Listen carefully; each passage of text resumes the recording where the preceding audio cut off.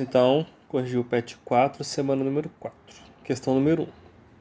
De acordo com os textos 1 e 2, você considera seguro o uso da talidomida nos dias atuais? Construa um pequeno texto explicando os argumentos que justifiquem sua resposta.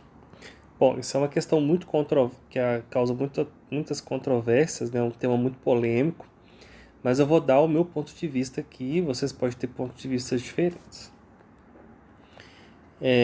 A talidomida é uma substância química, né, que foi utilizado aí antes da década de 60 foi descoberta e utilizada na década de 60 para poder combater enjoos, e foi utilizado em mulheres grávidas, e depois verificou-se que um dos enantiômeros, né, ele provoca má formação fetal. Então houve aí mais de 12 mil crianças nasceram nesse período, vítimas, né, na verdade, desse outro enantiômero, né? Na verdade, uma das substâncias químicas, um dos enantiômeros, ele tirava o enjoo, né, evitava as náuseas, e o outro enantiômero tinha um efeito colateral, né, e não sabia, né, foram descobrir isso muito tempo depois. Mas enfim, até descobrir isso, várias crianças nasceram com má formação fetal, tanto nos braços quanto nas mãos. E outros problemas podem acontecer. Nos dias atuais, a talidomida, né, ela ainda continua causando defeitos físicos em bebês nascidos no Brasil. Apesar dela não ser utilizada ou receitada para enjoo, né, é um medicamento muito bem controlado nos dias atuais, ela ainda continua causando vítimas no nosso século, no século nosso, né? É um medicamento distribuído na rede pública de saúde, né, para tratar o bacilo da Hansen, que é causador da hanseníase. Então, é um medicamento muito importante para o tratamento da hanseníase, né? É um dos principais medicamentos que combatem a hanseníase, combatem os sintomas da hanseníase. Então, ele tem que ser utilizado. Não existe um outro medicamento associado que tenha um tratamento tão bom, né? Mais de 30 mil casos de hanseníase no Brasil. O Brasil é um país que mais tem pessoas que têm contaminação com hanseníase no mundo, né? Ele perde para a Índia, para a China, que são países muito mais populosos. Então é um problema sistêmico no Brasil, de saúde pública, né? Que temos um medicamento e ele deve ser utilizado. É um medicamento vital para essas pessoas, né? Elas precisam desse medicamento, caso contrário, ela pode ter complicações associadas a esta doença. No Brasil, entre o ano de 2005 e 2018, né, teve mais de 100 casos em 6 anos similares à síndrome da talidomida. Não necessariamente estavam associados à indicação da talidomida para náuseas, mas do uso inadequado da talidomida.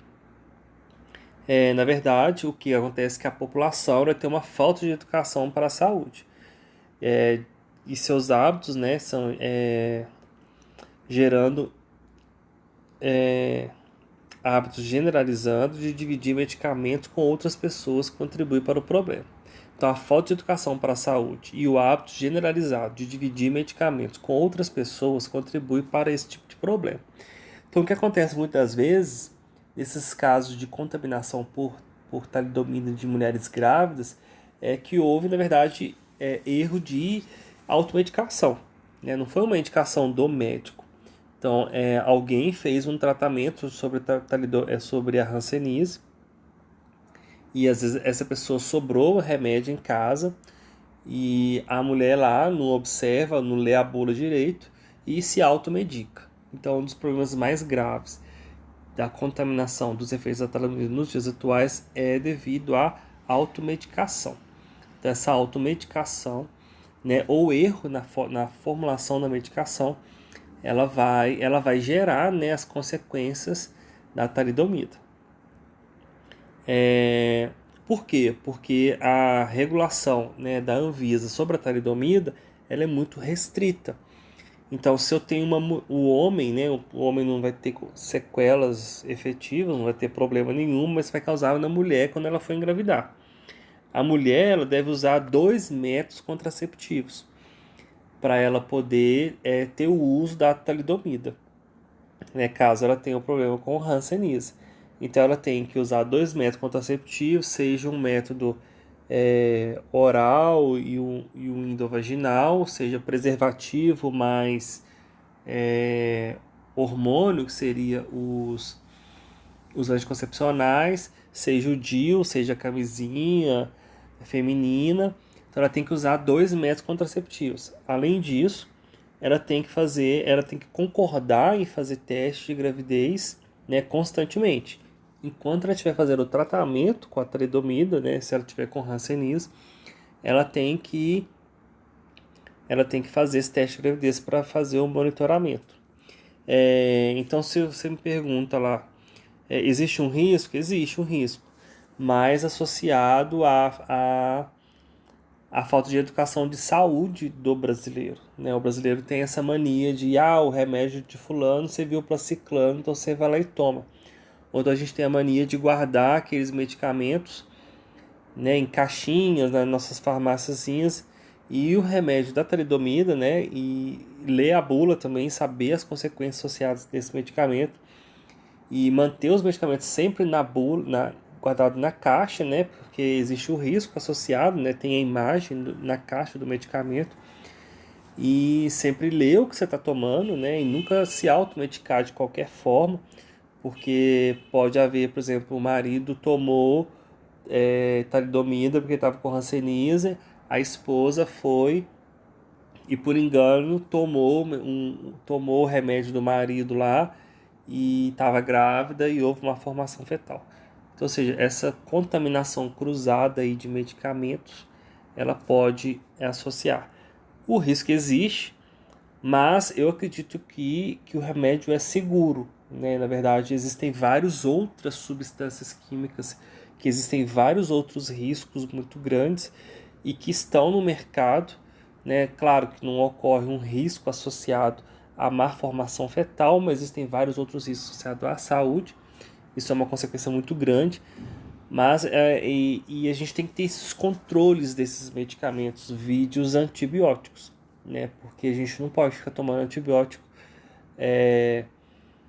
de qualquer forma, porque a gente vai selecionando bactérias cada vez mais resistentes e não vai ter um antibiótico que vai atuar em cima daquela bactéria futuramente.